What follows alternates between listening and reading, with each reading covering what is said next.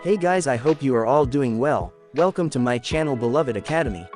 In today's video, I'm going to be teaching you how to differentiate using the power rule. Let's assume that we are given something like y is equals to ax raised to the power of n. The power rule said that the y over the x, the differential form of this is the y dx is equals to this power, which is n, we multiply the coefficients. Then I'm going to be having n multiplied by ax. Then after multiplying the coefficient, the power, which is n, will reduce by 1. So I'm going to be having n minus 1. So therefore the y all over the x is equals to nax raised to the power of n minus 1. So this is the power rule of differentiation. Now let's apply this to this. Let's apply this rule to these questions. I have question 1, question 2, and question 3. If you look at this, let me start by picking this question 1. For the question 1, I have y is equals to 2x squared. 2x squared.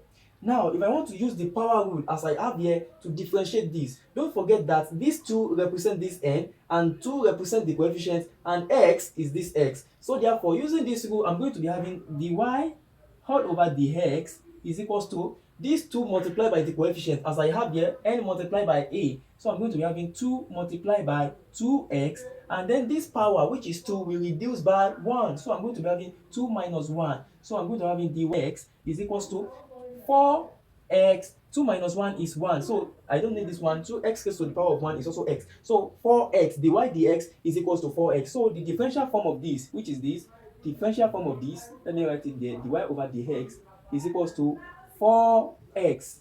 Have you seen? Let's try this. For the second question, I have y is equals to x raised to the power of 3. Now look at this. If you look at the coefficient of x here is 1, don't forget, and the coefficient of x here represents a. This x here is this, and this power, which is n, is us. This n is 3. So using the same approach, I'm going to be having the y all over the x is equals to this 3 will multiply the coefficient, which is 1. So I'm going to be having 3 multiplied by x raised to the power of 3 minus 1. So the y all over the x is equals to 3x raised to the power of 2. So the y dx for this, the y over the x is equals to 3x raised to the power of 2. Let's proceed to question number 3. If I have y is equals to 2x raised to the power of 2 minus 3x, dy, using the same principle, dy all over the x is equals to this power will multiply the coefficient, which is what? 2 multiplied by 2, that will be 4, and 4x, and this power will reduce by 1, so that will be 2 minus 1, that will be 1. So I don't have to put it.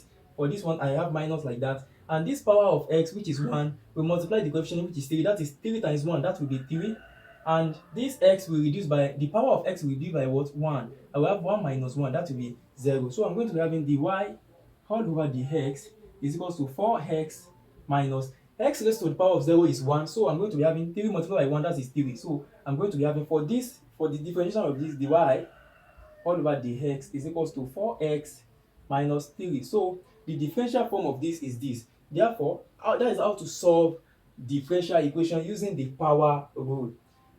In my next video, I'm going to be demonstrating how this applies to economics, how we use differentiation in economics.